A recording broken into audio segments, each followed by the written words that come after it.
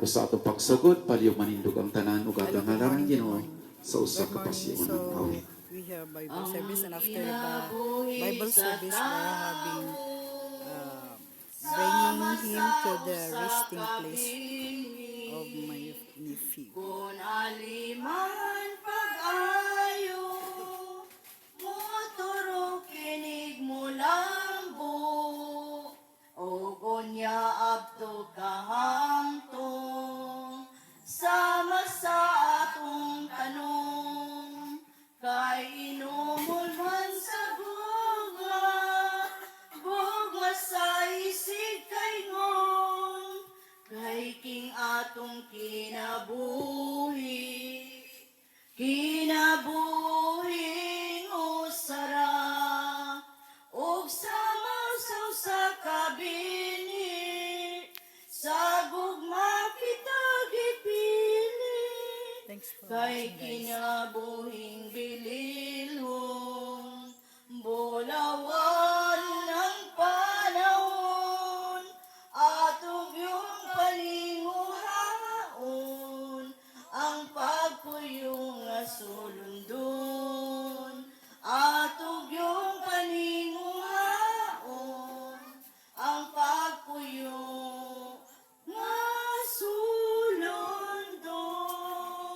Kristo, kinsa na pinaagi diha sa iyang pagkamatay sa cross, nagluwas ka nato gikan sa walay katapusan nga kamatayon o pinaagi siyang pagkabanhaw ang gangaan sa langit na abli alang kanato.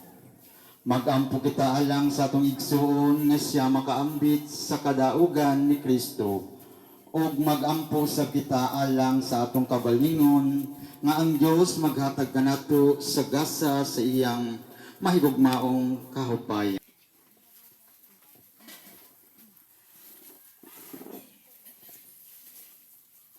Kinotlo gikan sa basahon ni kinaadman.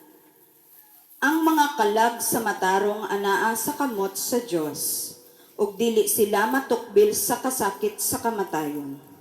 Nakita sila sa mga mata nga way alamag na namatay. Ug giisip nga kasakit ang ilang pagtalikod, ug ang ilang pagpanaw gikan kanato, gihuna-huna nga lunlon kalaglagan. Apan, anaa sila sa kalinaw. Kay bisan atubangan sa katawhan, ingon nagantos silag mga kasakit. Apan, ang ilang paglaom dili gayod mamatay. Bisan diha sa kadyot, gihasol sila. Apan, diha sa daghan, gipanalanginan sila. Kay gisulay sila sa Dios, ug nakita niya nga angay sila kaniya.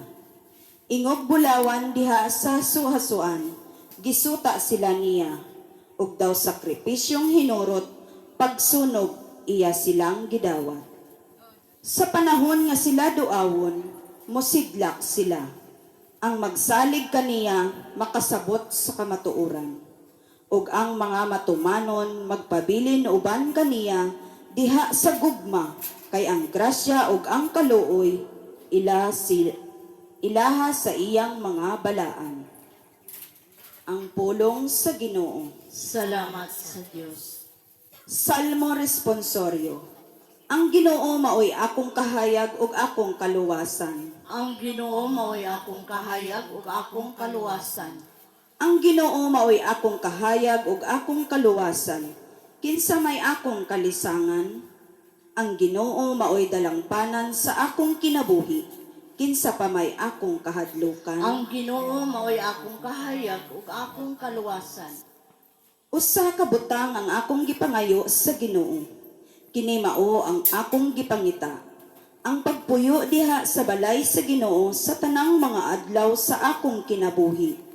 Aron makasud-ong ako sa kahiligugmaon sa Ginoo ug makapalandong sa iyang templo. Ang Ginoo mao'y akong kahayag ug akong kaluwasan. Patalinghugi o Ginoo ang tingog sa akong pagsampit.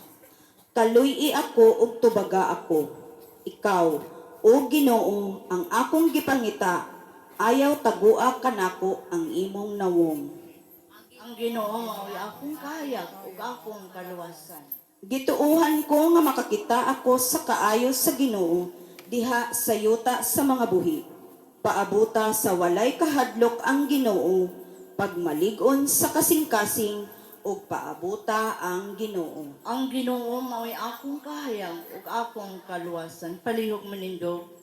Ang mga pulong mo, O Ginoo, magligon ta sa among pagtuo, o gagaka kami sa pagtuman sa imong mahal nga kasuguan. Ang mga pulong mo, O Ginoo, magligon ta sa among pagtuo, o gagaka kami sa pagtuman sa imong mahal nga kasuguan.